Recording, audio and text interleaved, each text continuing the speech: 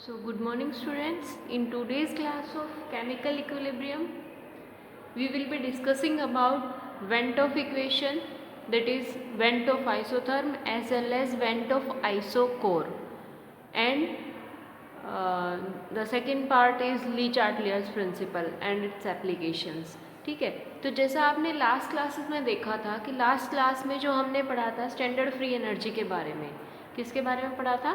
Standard free, जो thermodynamic variation निकाला था उसका थर्मोडायनेमिक वेरिएबल, जो आपके पास एक नॉर्मल रिएक्शन थी AA plus BP changes to LL plus LMM। इसको अगर मैंने कहा था कि एट इक्विलिब्रियम कि डेल्टा जी क्या होता है, delta G product minus delta G reactant होता है, ठीक है। फिर आपने इसको पुट करा था केमिकल पोटेंशियल की टर्म में mu naught plus RT ln K, ठीक है। तो RT ln सारे रिएक्टेंट के लिए, सारे प्रोडक्ट के लिए, फिर टोटल माइनस करके आपके पास क्या आया था, delta G is equal to delta G naught plus RT ln, और ये क्या था, प्रेशर प्रोडक्ट का डिवाइड बाय प्रेशर रिएक्टेंट का मल्टीप्लिकेशन विद पावर से कंप्लीट आया था। पर वहाँ पे मैंने एक चीज़ बोल दी थी कि at equilibrium this delta G is equals to zero, this delta G is equals to zero. तो डेल्टा जी नॉट किसके इक्वल होता है? एट इक्विलिब्रियम डेल्टा जी अगर जीरो हो गया, फ्री एनर्जी चेंज इक्विलिब्रियम पे जीरो है, तो ये क्या हो गया, delta G naught is equals to minus RT ln, और इसको मैंने क्या मान लिया था, KP एट इक्विलिब्रियम। अगर आप किसी नॉर्मल रिएक्शन की बात करते हो किसी भी टाइम पे, वो इक्विलिब्रियम पे नहीं है, किसी भी टाइम पे किसी भी कंसर्न, एक चीज़ और याद रखना, यहाँ पे मैंने सारे प्रेशर के टर्म्स लिए तो मैं इसको KP लिख रही हूँ। अगर मैं स्टार्टिंग में गैस ना मान के उसकी कंसंट्रेशन मेरे को पता है तो यहाँ पे सबकी कंसंट्रेशन आ जाएगी, तो ये KC हो जाएगा, KP की जगह क्या हो जाएगा, KC। अगर एक्टिविटी आ जाती है तो सबकी क्या आ जाएगी, KA आ जाएगा, उसका एक्टिविटी कोफिशिएंट में, क्योंकि ये तो मेरा एक कांस्टेंट है, ठीक है। तो इक्विलिब्रियम पे हम क्या टर्म यूज़ कर रहे हैं, प्रेशर ले रहे हैं तो KP, मोल फ्रैक्शन ले रहे हैं तो KX, और कंसंट्रेशन टर्म ले रहे हैं तो KC, वो सारी चीज़ें आपस में इंटरचेंज हो जाएंगी, ठीक है। अब बात आती है कि अगर आपकी रिएक्शन किसी भी नॉर्मल टाइम पे है, वहाँ पे आपके पास इक्विलिब्रियम की बात नहीं हो रही, तो क्या करोगे आप, फॉर ए नॉर्मल रिएक्शन इस पार्ट को जो LN के ब्रैकेट का पार्ट है, इसको मैं क्या बोल दूंगी, क्यूसेंट, QC, रिएक्शन क्यूसेंट, इसको क्या बोल देते हैं, reaction quotient, that is QC, ठीक है।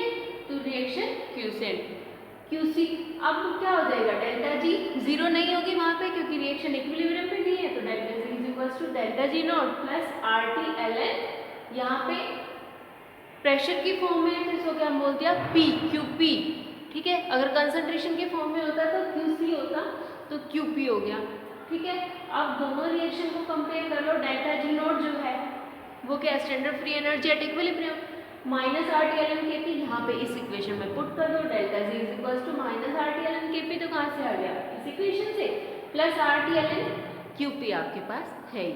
तो ये क्या है, इस रिएक्शन के जब आप ये QP और QC मेजर करते हो तो आप टेम्परेचर को कांस्टेंट रखते हैं, इसीलिए इस इक्वेशन को, ये डेरिवेशन किसने दिया था, वेंटॉफ ने रिलेशन दिया था किसके बीच में, कि फ्री एनर्जी चेंज जो है वो कैसे कैसे चेंज होगा, free energy.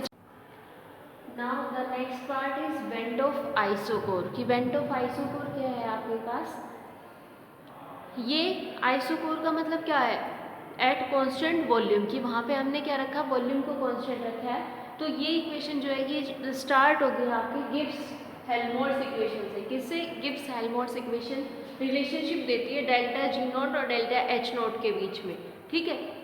Delta G naught is equals to delta H naught, क्योंकि हेल्महोल्ट्ज है तो हेल्महोल्ट्ज में delta H naught plus T D delta G by D T, ये आपके पास रिलेशन होता है। और ये delta G is equals to delta H plus T D delta G by D T होता है। पर फॉर स्टैंडर्ड फॉर्म, किसी भी स्टैंडर्ड फॉर्म के लिए हम उसमें क्या लगा देते हैं, जी नॉट, एच नॉट, ये सारे स्टैंडर्ड फॉर्म में आ गया।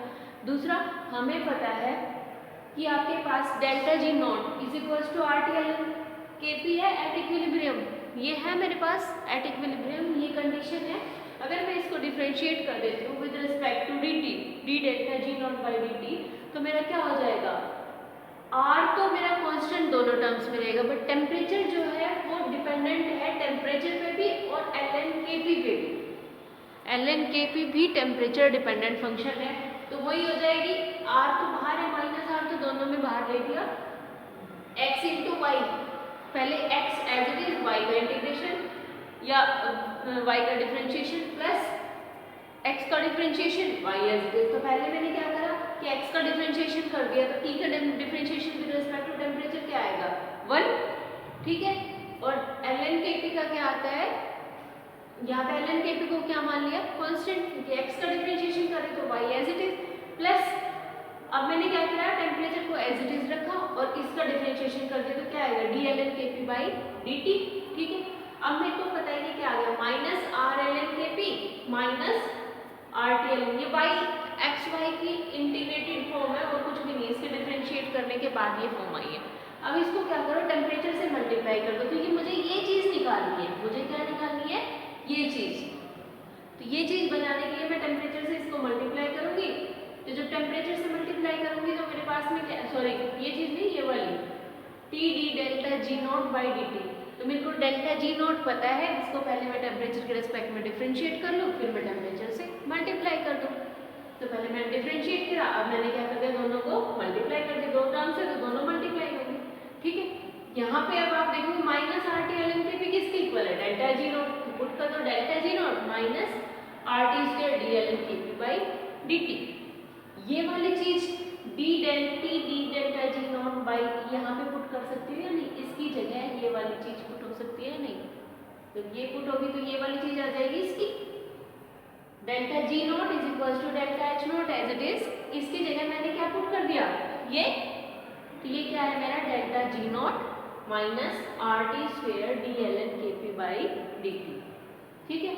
अब क्या करोगे आप कि डेल्टा जी नॉट से डेल्टा जी नॉट कैंसिल, तो डेल्टा जी एच नॉट उधर जाएगा तो माइनस साइन, और इसके पास में क्या है माइनस माइनस दोनों कैंसिल, तो delta H naught is equal to किसके इक्वल आ गया R T square D L N K P by D T, यही आपके पास क्या है वेंट ऑफ आइसोकोर है।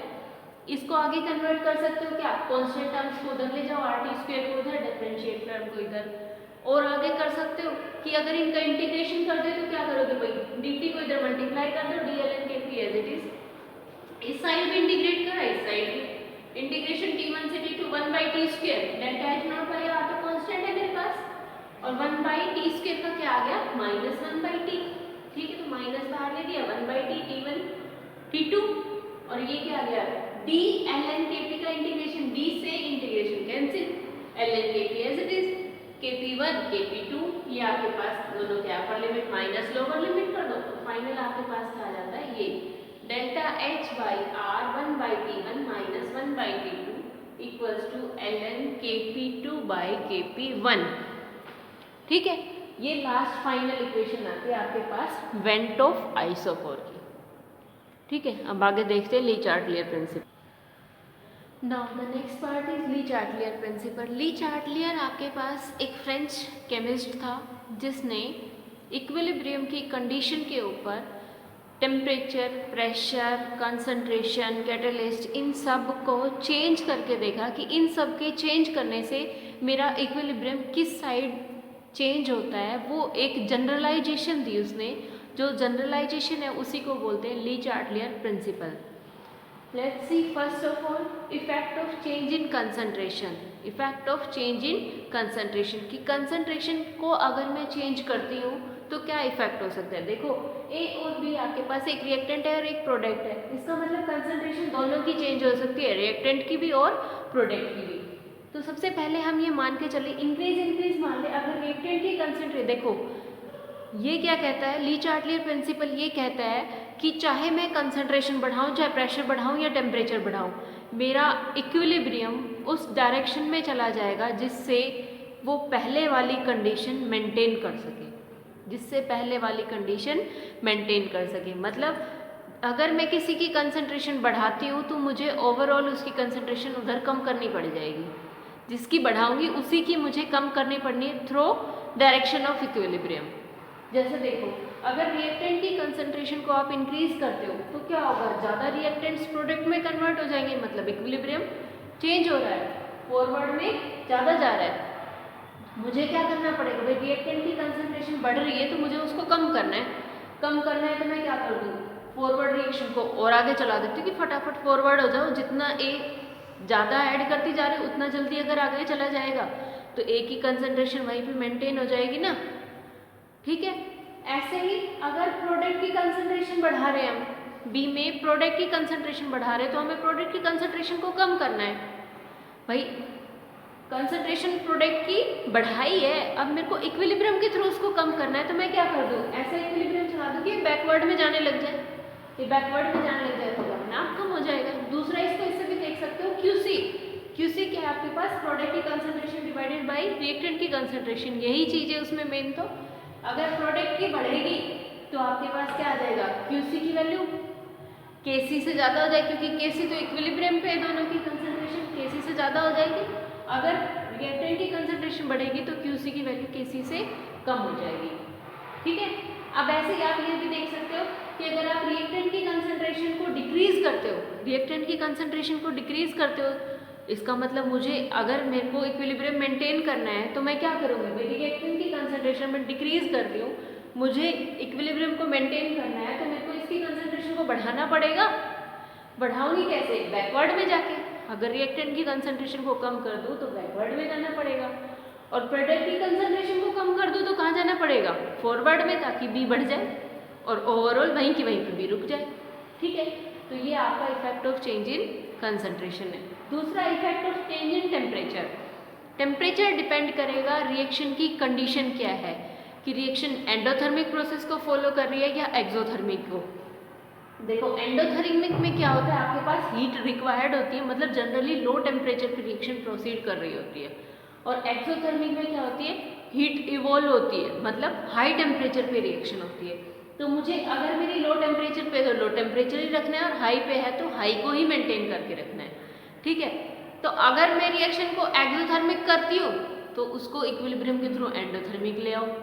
अगर एंडोथर्मिक करती हूँ तो रिएक्शन को इक्विलिब्रियम के थ्रू एक्सोथर्मिक ले आओ, तो सेम टेम्परेचर मेंटेन हो जाएगा या नहीं। ठीक है, जैसे देखो अगर रिएक्शन का टेम्परेचर आप इंक्रीज करते हो, इस रिएक्शन में एंडोथर्मिक फॉरवर्ड डायरेक्शन में है और बैकवर्ड डायरेक्शन में एक्सोथर्मिक है। अगर आप रिएक्शन का टेम्परेचर इंक्रीज करते हो, टेम्परेचर बढ़ाओगे, मतलब डेल्टा एच नेगेटिव की तरफ जाएगा, हाई टेम्परेचर की तरफ जाएगा, बट मेरे को रिएक्शन को क्या रखना है, उसी टेम्परेचर पे रखना है, तो मैं इसको क्या कर दूँ, एंडोथर्मिक कर दूँ। एंडोथर्मिक कौन सी जा रही है, फॉरवर्ड डायरेक्शन में जा रही है, एंडोथर्मिक किस में जा रही है, फॉरवर्ड में, क्या कर दे, फॉरवर्ड में चले जाओ।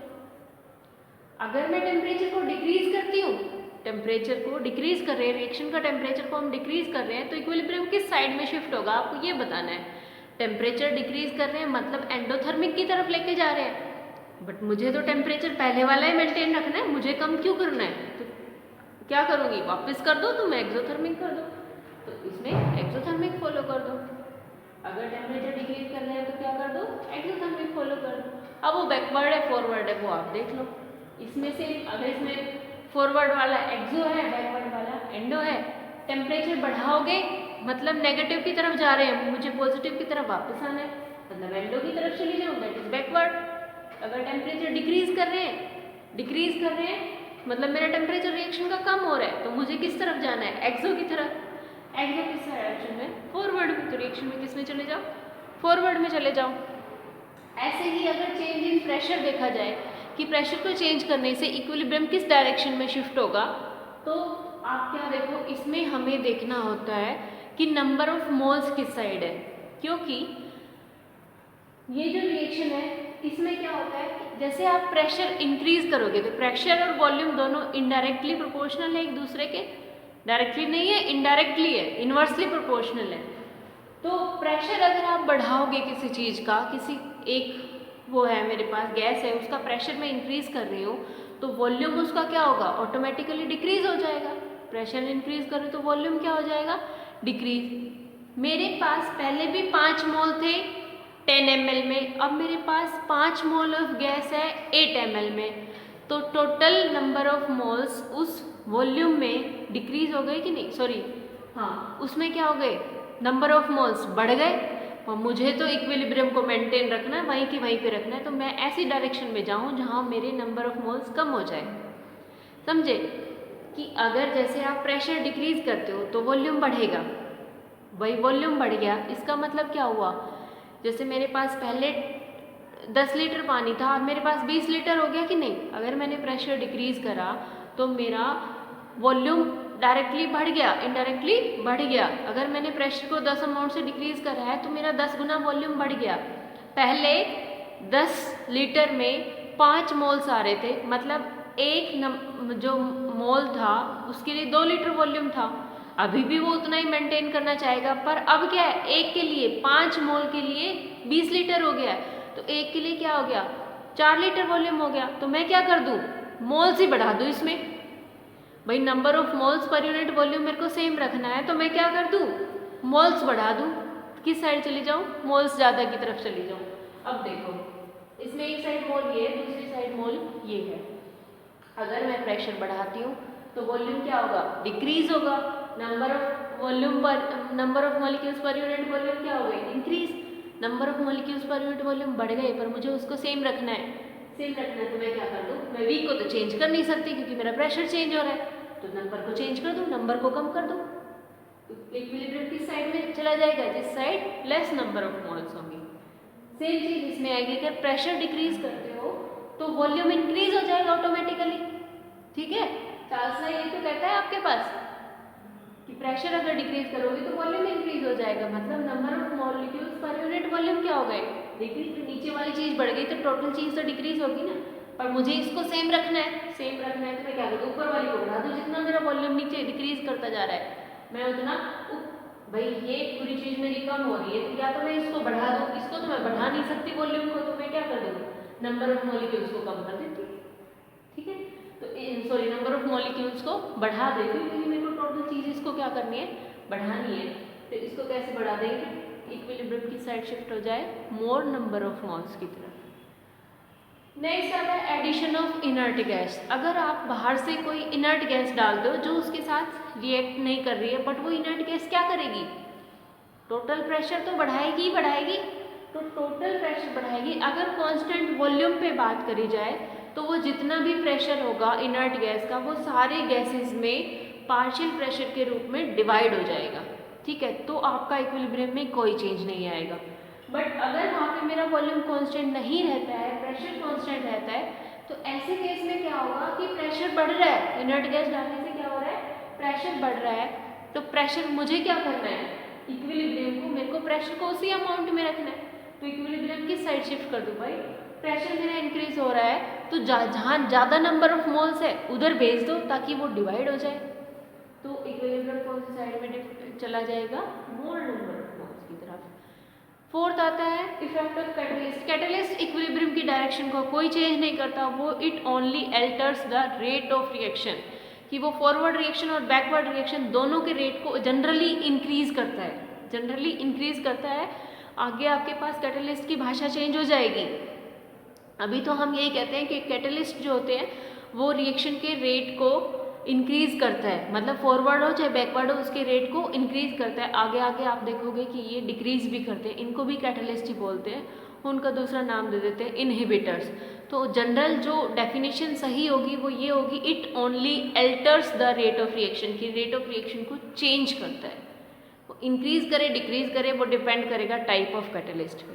ठीक है, now the next part is applications of Le Chatelier principle. उसकी क्या क्या एप्लीकेशन है जो आप जनरल रूटीन में देखते हो।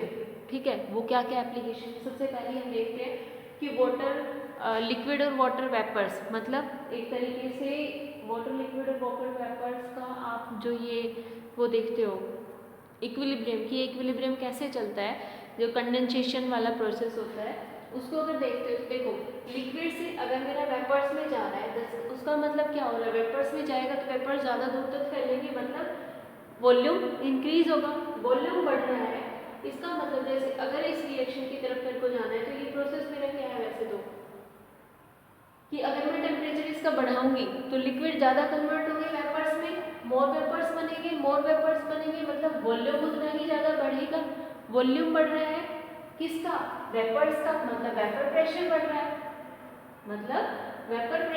जब वेपर प्रेशर बढ़ रहा है तो मुझे बट इक्विलिब्रियम को मेंटेन करके रखना है, तो मेरे को प्रेशर क्या करना पड़ेगा, डिक्रीज, और डिक्रीज करने के लिए ये मेरा किस में कन्वर्ट हो जाएगा कि प्रेशर अगर डिक्रीज करना है तो किस में चलने लग जाएगी, बैकवर्ड डायरेक्शन में, मतलब मेरा लिक्विफिकेशन होना स्टार्ट हो जाएगा, इसलिए ये इक्विलिब्रियम मेंटेन रहता है। अगर ये बैकवर्ड में नहीं आएगी तो वेपर प्रेशर बढ़ता चला जाएगा और सिर्फ सारे के सारे किस में कन्वर्ट हो जाएंगे, वेपर में। बट अगर मेरे को इक्विलिब्रियम रखना है तो मेरा क्या हो जाएगा, बैकवर्ड में चलना शुरू हो जाएगा इस प्रेशर को डिक्रीज करने के लिए।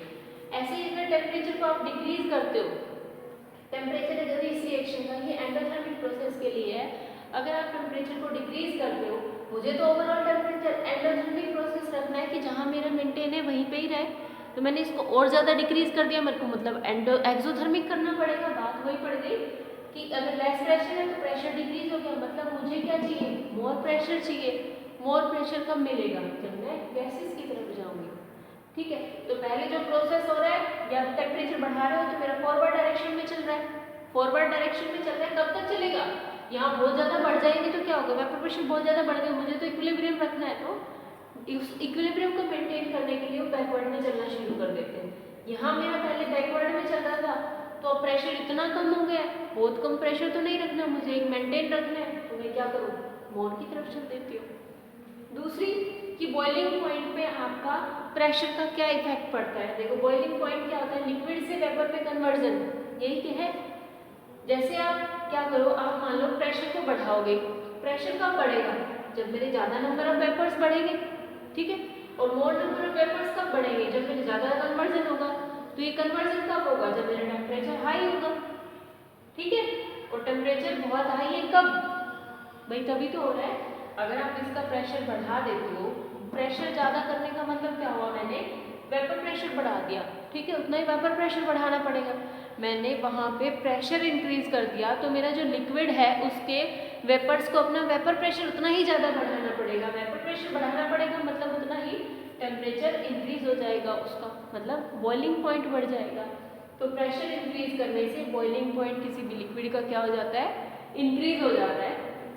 मेल्टिंग पॉइंट का प्रेशर से क्या इफेक्ट है, मेल्टिंग पॉइंट से अगर आप इसका वाटर का लेके चलते हो तो वाटर के केस में जो सॉलिड आइस होती है उसका वॉल्यूम लिक्विड वाटर से ज़्यादा होता है। मेल्टिंग होनी है, मेल्टिंग मतलब सॉलिड आइस में से वाटर बनना है। अगर वाटर की बात करते हो तो उसमें आइस का वॉल्यूम ज़्यादा होता है, आइस का वॉल्यूम क्या है, ज़्यादा है। अगर आप इस तरफ जा रहे हो तो वॉल्यूम क्या हो रहा है मेरा, डिक्रीज। भाई अगर मेल्टिंग हो रही है तो वॉल्यूम क्या हो रहा है, डिक्रीज हो रहा है, तो मतलब प्रेशर भी वहाँ पे क्या है, अभी प्रेशर वहाँ पे क्या हो गया, कम हो गया। अगर मैं प्रेशर को बढ़ा देती हूँ, प्रेशर को बढ़ाती हूँ तो मेरा क्या होगा, टेम्परेचर बढ़ेगा, प्रेशर बढ़ाऊंगी तो टेम्परेचर बढ़ेगा, तो मुझे टेम्परेचर को कांस्टेंट रखना है। अगर मैं प्रेशर को इंक्रीज करती हूँ तो मेरा टेम्परेचर कांस्टेंट रखना है, तो मतलब मेल्टिंग क्या होने लग जाए, पहले होने लग जाए। तो प्रेशर इंक्रीज करने से मेल्टिंग पॉइंट डिक्रीज होता है। ये आपकी जनरल एप्लीकेशन है। इसकी सोल्यूबिलिटी किसी भी, अगर आप सोल्यूबिलिटी की बात करते हो सोल्ट की, तो सोल्ट की सोल्यूबिलिटी डिपेंड करेगी रिएक्शन के नेचर पे। अगर रिएक्शन में हीट एब्जॉर्ब होने वाली है तो आप टेम्परेचर इंक्रीज करोगे तो सोल्यूबिलिटी बढ़ेगी। अगर वहाँ पे हीट इवॉल्व होने वाला प्रोसेस है तो सोल्यूबिलिटी डिक्रीज होगी विद इंक्रीज इन टेम्परेचर। और गैसेस की solubility generally increases with increase in pressure. कि प्रेशर बढ़ा देते हो तो गैसेस आपस में पास आ जाएंगी तो वो मिक्स होने लग जाएंगी, उनकी सोल्यूबिलिटी इंक्रीज हो जाएगी। तो यहाँ पे ली चार्डियर प्रिंसिपल तक आपका कंप्लीट है। नेक्स्ट वीक में ये यूनिट ख़त्म हो जाएगी। क्लॉसियस क्लैपेरॉन इक्वेशन बची है आपके पास, फिर आगे नॉइस डिस्ट्रीब्यूशन लॉ चेक करेंगे।